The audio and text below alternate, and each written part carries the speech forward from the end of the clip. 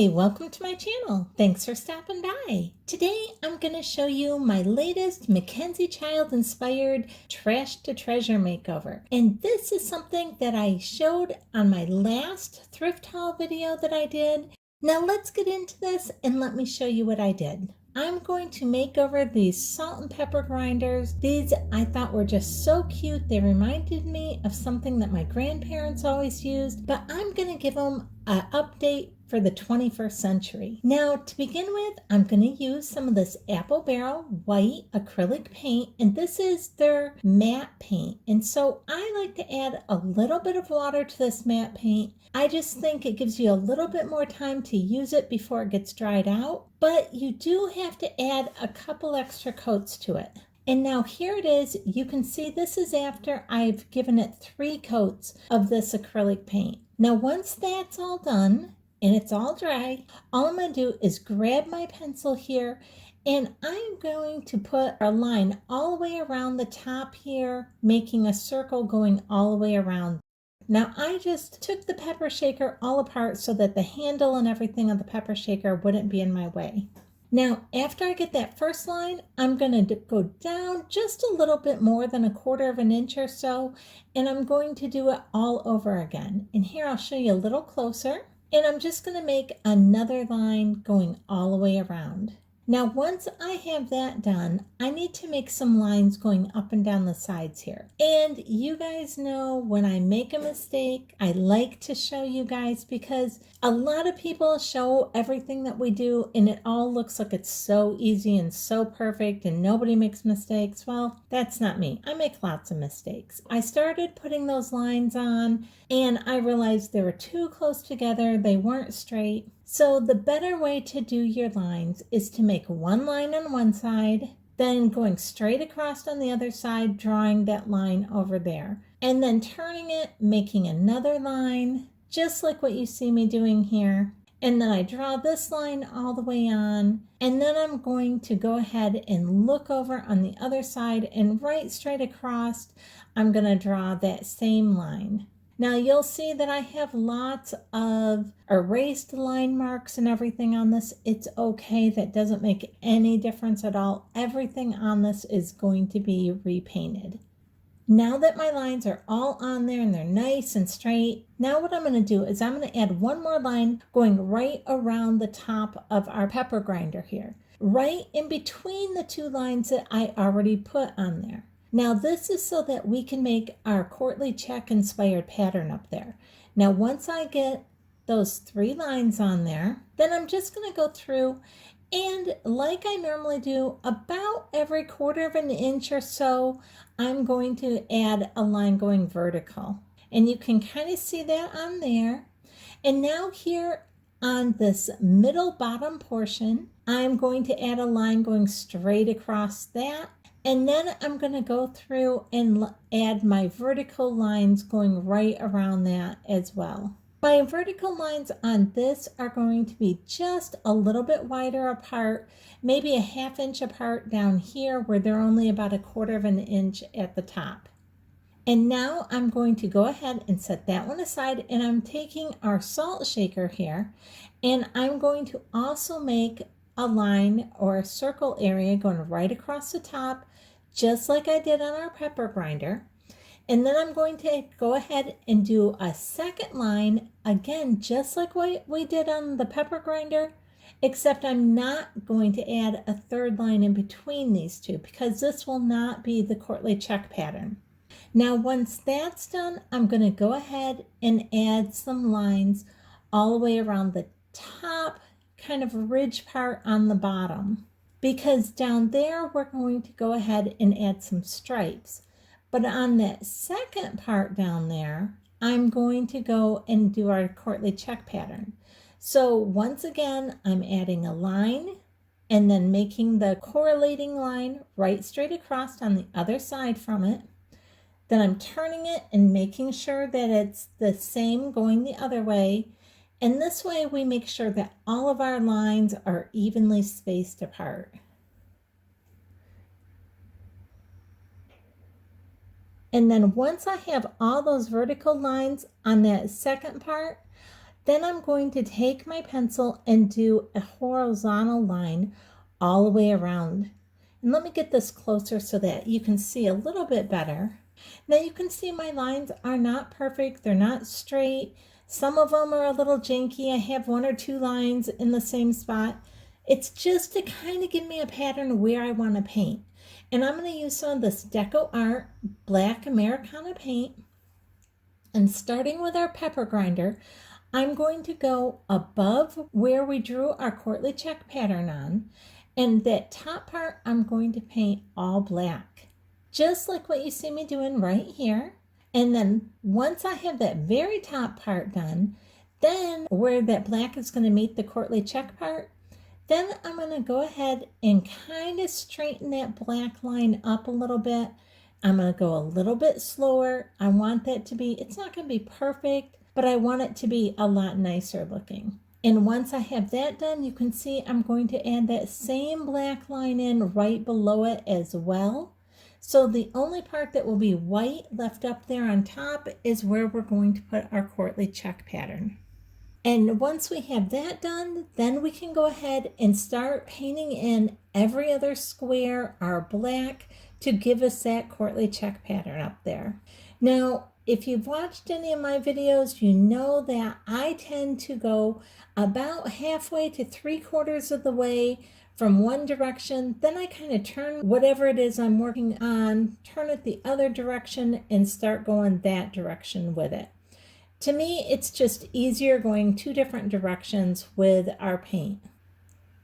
Now, once all that is done, I'm going to use a little bit wider brush and I'm going to start making our stripes on our larger part of our pepper grinder. And every other stripe will be black. And I'm going to do this all the way around. And again, I'm not concerned if I get just a little bit outside the line, but I am trying to keep it pretty straight, or as straight as possible for right now. Now, when I first put my first coats on, you know my main goal is to just get the paint on so we know where our pattern is. Once our paint is all on, then we're going to go back through and actually clean it up and make it nice and sharp looking. So I don't purposely try and make it really messy before that point, but I'm not upset if I get a little bit outside the lines. Now here you can see it. We have our pattern going all the way around, and I'm liking the way this is looking so far. Now you can see on some of my black stripes, I didn't even take it all the way to the line that I had drawn there. I felt like that would be a little too wide, and so I just kept it just inside that line that I had drawn. Now I'm going to take a little bit of my black paint and I'm going to go all the way around this uppermost ridge on the bottom here and paint that all black. And now you can see why I didn't care if I was getting some of the black from our stripes down onto that part a little bit, because I knew that was all going to get painted black, and so it wasn't going to make any difference whatsoever. And now we have that part done, and you can see we have 3 ridges down there at the bottom. That top one is all black. Now that next one down, that middle one, we are going to do another courtly check pattern too. So again, every other square we are going to paint it black. And we have 2 rows for our squares on this one. That's why we put one line going right around the center of this portion, so that we can do a top portion of black and white squares, and then right underneath that we can do the second portion to give us our complete courtly check pattern. And you can see I'm just starting to do our second line right now. And again, whatever direction works best for you to be able to paint your squares on, that's great. You don't have to flip back and forth like I always do. I just find it easiest to do that. You do it however it's easiest for you. There is no right or wrong way in this. And remember that MacKenzie Child's items are all hand painted, so they're not perfect in every way. They're not going to look like they're machine done, and that is the charm of MacKenzie Child's. Now, while that part dries, let's switch back over to our salt shaker here. And we are putting that black line all the way around the top. Now we're just going to go ahead and add in our Courtly check pattern in that middle section on the bottom here. So again, every other square is going to get painted black. And you can see I quite often will just kind of gently wiggle my paintbrush back and forth to just kind of spread out that paint a little bit. And now again, I just turned my shaker from the opposite direction to go ahead and add in my lines for each of my squares from the opposite way, just to square those up. Now you can even do it this way, which is going up and down. You don't have to paint from one side to the other. And now the part that I'm actually working on here is our stripes. This very top portion of the bottom here, that is going to be our stripes on our salt shaker. So these are a little bit bigger, and again we are doing every other one will be black. And now as we go ahead and put our markings around the top of our salt shaker, we're doing the same thing that we did on our other one. We put a line on one side and then we go down and put a line on the correlating other side. And we're doing that all the way around the top of our salt shaker to give us our Courtly check pattern up there.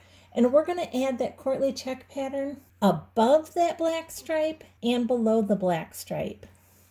And then you can see once we have those vertical lines done, we're going to go ahead and add in that horizontal line. And let me give you a closer up look here. Let's see if I can't get this in focus a little bit better. You can see right here where I'm pointing, right there at the top and down below.